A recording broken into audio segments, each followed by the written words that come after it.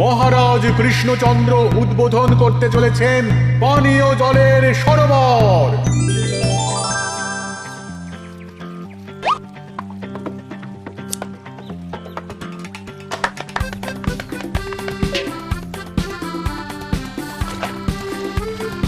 এই নাও রানী, আজ এই জলে রাজবাড়ির রান্না হবে। মহারাজ, আমরা সবাই চাই আপনি এই পানীয় জলের সরোবরের ব্যাপারে কিছু বলুন। কৃষ্ণনগরের মানুষের দীর্ঘদিনের ইচ্ছে আজ সফল হয়েছে। আমাদের রাজসভার সকল সভাসদদের জন্য এতদিন পরে একটা পানীয় জলের সরোবর হয়েছে। প্রত্যেক সপ্তাহে এই সরোবরে বিজ্ঞানীর বানানো রাসায়নিক মেশানো হবে, যাতে জলে কোনো রকম জীবাণু না থাকে। এই জল রান্নার কাজে ব্যবহার করা যাবে এবং পরিশুদ্ধ করে বা ফুটিয়ে পান করাও যাবে। আরে সবাই দাঁড়িয়ে আছো কেন? হাততালি দাও, হাততালি, হাততালি। এই হাততালি তোমাদের সকলের প্রাপ্য, কারণ তোমাদের প্রত্যেকের 2 মাসের বেতন তোমরা দান করেছো বলেই অর্থাভাব থাকা সত্ত্বেও এই সরোবর এত তাড়াতাড়ি বানানো সম্ভব হয়েছে। এছাড়াও নিজেরা মাটি কাটা থেকে শুরু করে সকল কাজে সহযোগিতা করেছো, এটাও অনেক বড় ব্যাপার। আবার হাততালি। মহারাজ, এই আনন্দে কি খাওয়া দাওয়া হচ্ছে? খাওয়া বিশ্রাম সব হবে। আমি আর রানী একটু সমুদ্রে ঘুরতে যাব, তাই আগামীকাল থেকে 1 সপ্তাহ রাজসভা ছুটি। তোমরা নিজেদের মতন আনন্দ করো, বিশ্রাম নাও। টানা 1 সপ্তাহ ছুটি? হ্যাঁ, টানা 1 সপ্তাহ। কি আনন্দ! এবার হাত পা ছড়িয়ে শুধু আয়েশ করব। আমিও এই কদিন অনেক ধকল গেল। এটা চাই ওটা চাই, তারপর সব মালপত্র বওয়া, মাটি স্থানান্তরিত করা, সব কাজ করেছি। এবার বিশ্রামটা চাই। কি বলো গোপাল? হ্যাঁ, ঠিক বলেছো সেনাপতি। তবে আমি আমার ব্যায়ামটা কিন্তু চালিয়ে যাব। সে চালাও, শরীরটা ধরে রাখতে হবে তো।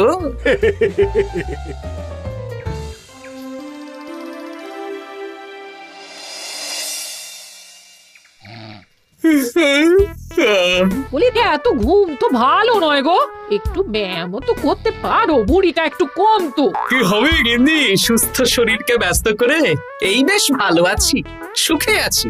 একটু শরবত করে দাও তো। নিজেও তো করে নিতে পারো। আচ্ছা, গিন্নি মানে কি? কি?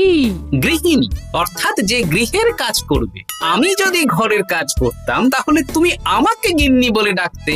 ব্যাপারটা কি ভালো শোনা তো? শরবতটা বানাও দেখি। লোকটার যেন আর তর্স হয় না।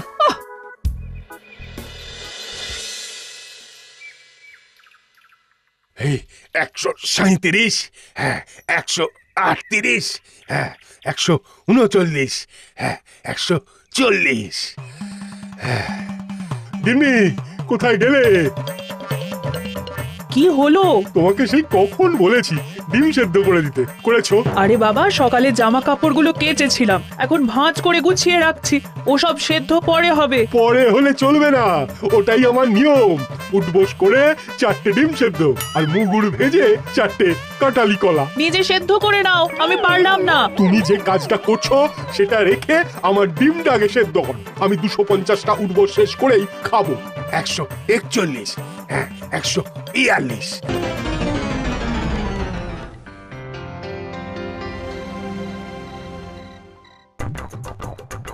ও গিন্নি, তোমার পিঠে একটু সুড়সুড়ি দিয়ে দাও তো। আমি এখন সন্ধে দেব, ওসব সুড়সুড়ি টুসুড়ি দিতে পারবো না বাপু। তুমি তুলতুলে হাতে সুড়সুড়ি দিলে ঘুমটা তাড়াতাড়ি চলে আসবে। সন্ধেবেলা ঘুমোবে কেন? যাও একটু পায়চারি করে এসো। না, এখনো তো পায়চারি না, এখন শুধু বিশ্রাম। দাও দাও দাও দাও, সুড়সুড়ি দাও, সুড়সুড়ি দাও। এই লোকটা জ্বালিয়ে মারলো। গিন্নি, একটু ওই কাঁচা লঙ্কা, কচি শসা, কুচো পেঁয়াজ আর ওই সর্ষের তেল দিয়ে মুড়িটা মাখো, বুঝলে? তুমি তো নিজেও মেখে নিতে পারো বাপু, সব কিছুতে আমাকে কেন আদেশ করো? আদেশ না লক্ষ্মী বউ, আমার অনুরোধ। তোমার মতন মুড়ি কি আমি মাখতে পারি? না না না, মেখে ফেলো দেখি, মেখে ফেলো, মেখে ফেলো। একটা কাজ নিজের হাতে করবে না। ওহ, কি জ্বালাতন রে বাবা।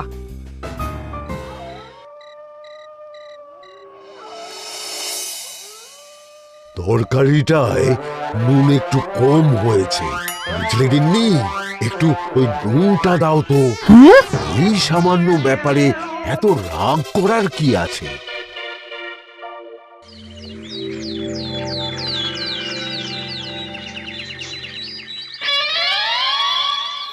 এই একটু জল ভরে নিয়ে যাব, একটু শান্তিতে রান্না করব তার জো নেই। কর্তা বাড়িতে আছে, আমার হাড় মাস চালিয়ে দেবে। আমার দুঃখের কথা আর কি বলি দিদি ভাই, সারা দিন এটা ওটা বায়না তো ছিলই, কিন্তু এখন ছুটি পাওয়ার পর থেকে যেন বায়না বেড়ে গেছে। আমার কর্তা তো এমনিতেই আরাম প্রিয়, এখন দেখছি ঘর থেকে বেরোতেই চাইছেন না। সারাক্ষণ শ্বশুরে দাও, এটা খেতে দাও, হাত পা টিপে দাও। আর যদি না কথা শুনে উল্টে বলি নিজে করে নাও, তাহলেই বাবুর গোসা হয়। যদি অভয় দেন তাহলে ছোট মুখে একটা বড় কথা বলবো। বলো বলো।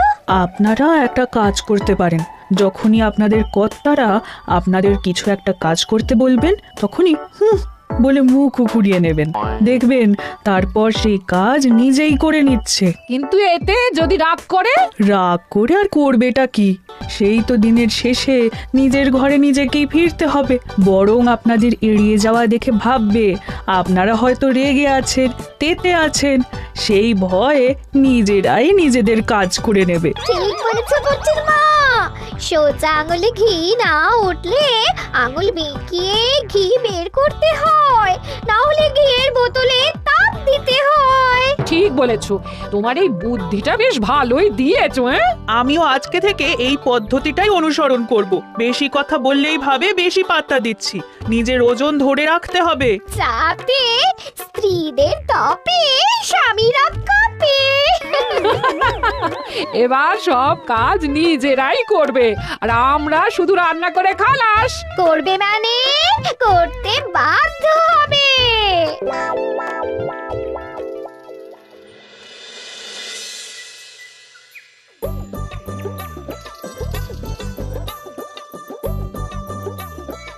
কই গো গিন্নি, বাজারের থলেটা ধরো। উফ, বাবারে বাবা, কি গরম, চাবিটা ফেটে গেল গো। কই গো, নিয়ে যাও। যা বাবা, কিন্তু কোথায় শুনে না। আরে বাবা, আমি কখন থেকে হাঁকছি বাজারের থলেটা নিয়ে যাও, কোনো কথা কানেই তোলো না। এই নাও দেখো, তোমার পছন্দ মতন কই মাছ এনেছি, আজকে তেল কই রেঁধো কেমন। ওর কি, আমি স্নানে গেলাম, ভালো করে কষিয়ে রান্না কর, হ্যাঁ, দুপুরে পেট ভরে খাবো। হ্যাঁ, এই তোমায় কি হুহু রোগে পেয়েছ নাকি? হ্যাঁ, যাই বলি তাতেই একটাই উত্তর, হুহু। কি মন্ত্রী মশাই, অনেক দিন হয়ে গেল, আমাদের হাতে কোনো কাজ নেই। এখন কি আর গোপালের পেছনে লাগবেন না নাকি? দূর, অনেক তো পিছনে লাগলাম, কিন্তু ফলের ফল তো কিচ্ছু হলো না, উল্টে আমার বদনাম হলো আর তোরাও ফেসে গেলি। তাই আর না। তাহলে এখন কি হাত গুটিয়ে বসে থাকবেন? এখন সুস্থ শরীর ব্যস্ত করতে চাইছি না, বুঝলি? পুজো ছাড়া তো সেইভাবে বড় ছুটি পাই না, কিন্তু অনেক বছর পর এক সপ্তাহ টানা ছুটি পেয়েছি, তাই এই ছুটিটা খেয়ে দিয়ে আয়েশ করে উপভোগ করতে চাই। বাহ, বেশ টাটকা ফল এনেছেন তো। খাবি? আপনি খাওয়ালে আমরা আবার না করতে পারি নাকি? দাঁড়া, তোদের গিন্নিমাকে বলছি কেটে দিতে। কই গো, শুনছো? কই গো? গিন্নিমা তো কোনো সাড়াই দিল না, তাই তো দেখছি। দাঁড়া, আমি রান্নাঘরে গিয়ে বলে আসি।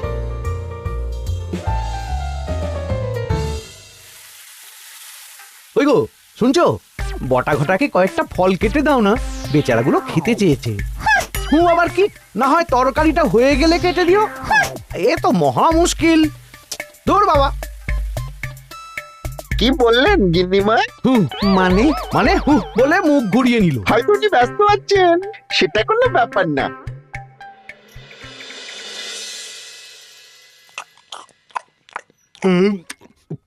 সত্যি তোমার হাতের রান্নায় জাদু আছে। হ্যাঁ, বাহ বাহ। কি হলো গো? হ্যাঁ, সকাল থেকে মুখে কুলু পেটে বসে আছো কেন? তোমার কি কিছু হয়েছে? ওই দেখো আবার হু হু করে। দাও দেখি, আর একটু ভাত দাও।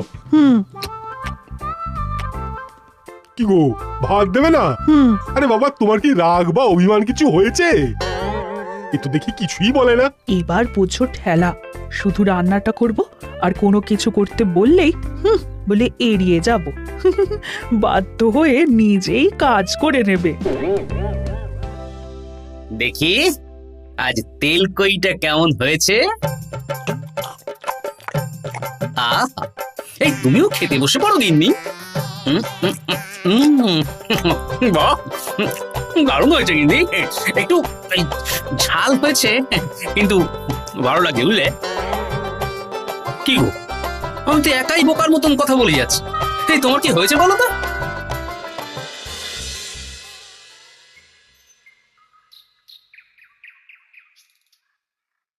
গিন্নি, মুদিখানা থেকে মাসকাবারি সব নিয়ে এসেছি।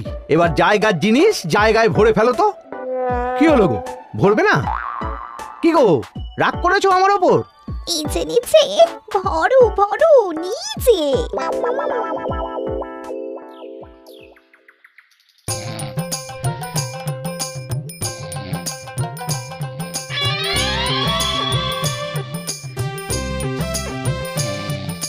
এ কি গো গিন্নি, দুপুরের এঁটো থালা, বাটি, হাঁড়ি, কড়াই সবই তো শুকিয়ে কাঠ। এগুলো মাজবে কখন? আরে, এই কি শুরু করেছো বলো তো? শুধু হু হু করে যাচ্ছ। কিছু জিজ্ঞেস করলে হয় চুপ করে আছো, নয়তো হু হু বলছো। বাসনগুলো মাজবে না? হ্যাঁ, রাতে রান্না বান্না করবে না নাকি? আরে, এ তো আজব ব্যাপার। না, আমাকেই দেখি বাসনগুলো মেজে ফেলতে হবে। বাড়িতে তো আর 5টা দাস দাসী নেই।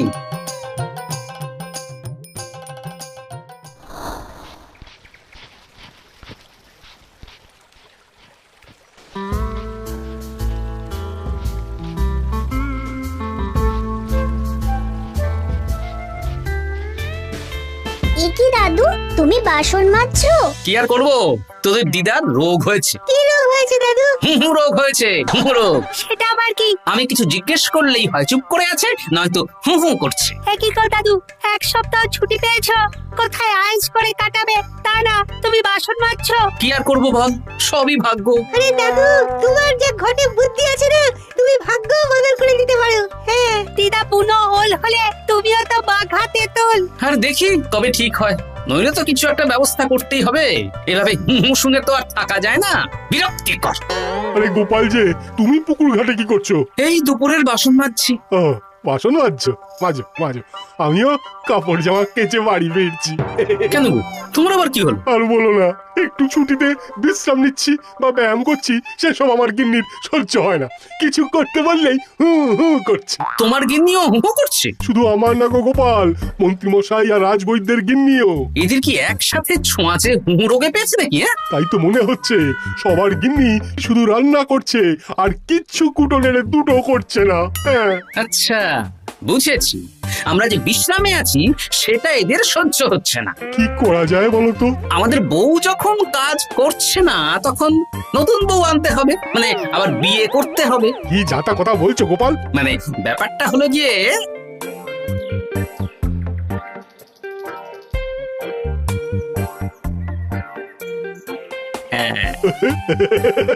দারুণ বুদ্ধি। তুমি এক কাজ করো, মন্ত্রী মশাই আর রাজবৈদ্যকে এই বুদ্ধির ব্যাপারটা জানিয়ে দাও। আর কাল বিকেল বেলা থেকে আমাদেরও হু হু রোগ শুরু হবে, কেমন? বেশ বেশ।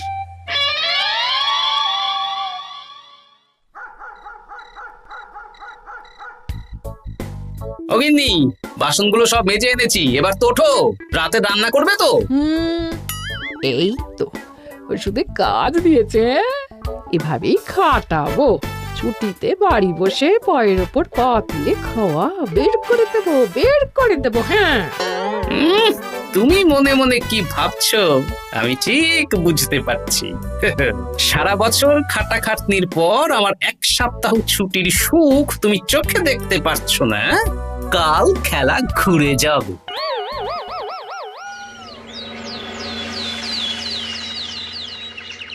আজ থেকে আমার আর কোনো উপকার তোমাকে করতে হবে না গিন্নি। আমি নিজের ব্যবস্থা নিজেই করে নেব। হ্যাঁ, মানুষটা সেজে গুজে গেল কোথায়? হ্যাঁ, চললাম। কোথায় যাচ্ছি? গলায় মালা, এত সাজগোজ, কি ব্যাপার? বাবারে বাবা, আতরের গন্ধে ঘরটা ম ম করছে। এলাম।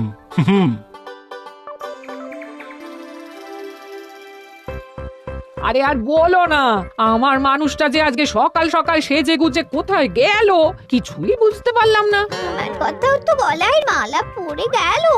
আমার কর্তা তো রজনীগন্ধা ফুলের আতর মাখছিল। কোথাও কি কোনো নিমন্ত্রণ আছে নাকি? কিছুই তো বুঝতে পারছি না। আমাদের এই হু হু ওষুধে বেশ কাজ দিয়েছে, কি বলেন? হ্যাঁ হ্যাঁ, এখন আর বেশি বায়না করছে না। একবার হুক করেছে আর নিজেই সেই কাজ করে নিচ্ছে।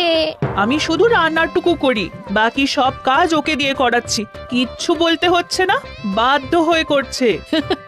আমিও তাই। আজকে তো ভেবেছি খাবার ঢেকে রাখবো, নিজে বেড়ে নিয়ে খাবে।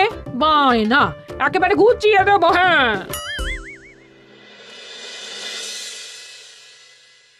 সকাল থেকে সন্ধে হয়ে গেল, বাড়িতে এখনো এলো না। মানুষটা কোথায় গেল রে বাবা? এসো এসো নতুন গিন্নি, এসো। আজ থেকে তুমিও এই সুখের সংসারের সমান অংশীদার। এই এই এই এই এইটা কে? হ্যাঁ? তুমি টোপট পরে এসেছো কেন? হ্যাঁ, নতুন গিন্নি, তুমি আমার পুরনো গিন্নির কথায় বেশি কান দিও না। আমি যা বলবো তাই শুনবে। তুমি আমার জন্য রান্না বান্না করে দেবে তো? আমি একটু একটু বায়না করবো, সব শুনবে তো? তুমি বিয়ে করেছো? ও মা গো, আমার কি সর্বনাশ হলো গো।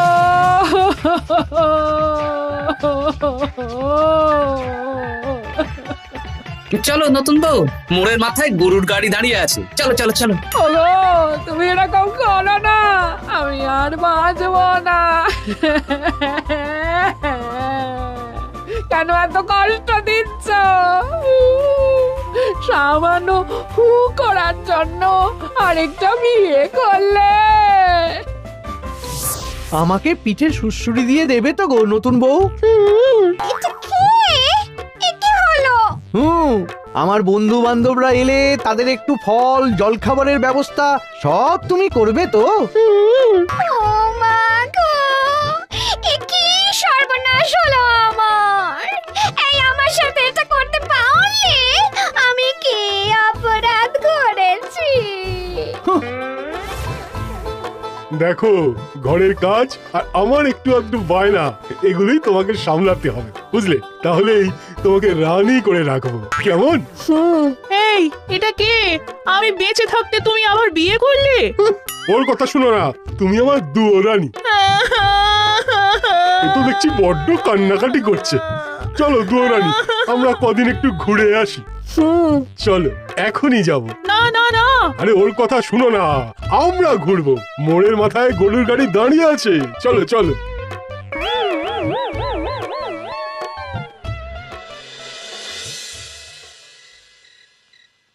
এখন আবার ঘুরতে যাচ্ছ? কি আর করবো বলো, আমরা সামান্য এক সপ্তাহ ছুটি পেলাম, ভাবলাম একটু আয়েশ করে থাকবো, কিন্তু তোমাদের সেই সুখ সইল না, তাই। আমি মানছি আমি ভুল করেছি, তা বলে তুমি আরেকটা বিয়ে করে নেবে? ওকে মালা পরানোর সময় তোমার বুকটা একটু কাঁপলো না? আমার মুখটা মনে পড়লো না? এটা তুমি কেন করলে? আমাকে একটু বুঝিয়ে বলতে আমি আবার আগের মতো তোমার ছোট ছোট বায়নাগুলো পূরণ করে দিতাম। তার জন্য বিয়ে করলে? তুমি কি নিষ্ঠুর?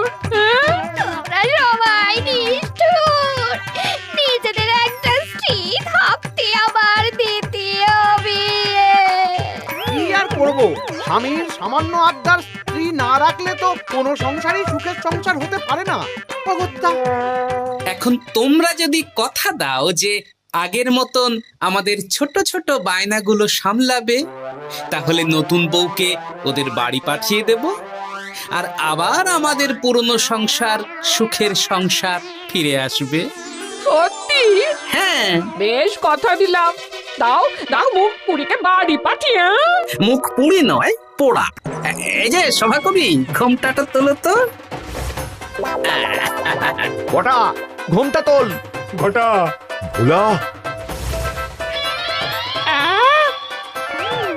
তার মানে তোমরা কেউ বিয়ে করোনি? না, তোমাদেরকে পথে আনার জন্য একটা ছোট্ট বিয়ের অভিনয় করলাম। আচ্ছা, এবার তো অভিনয় বুঝে গেলাম। এবার যদি তোমাদের বায়না না রাখি, তাহলে সত্যি সত্যি আমাদের বিয়ে করতে হবে। নয় হ্যাঁ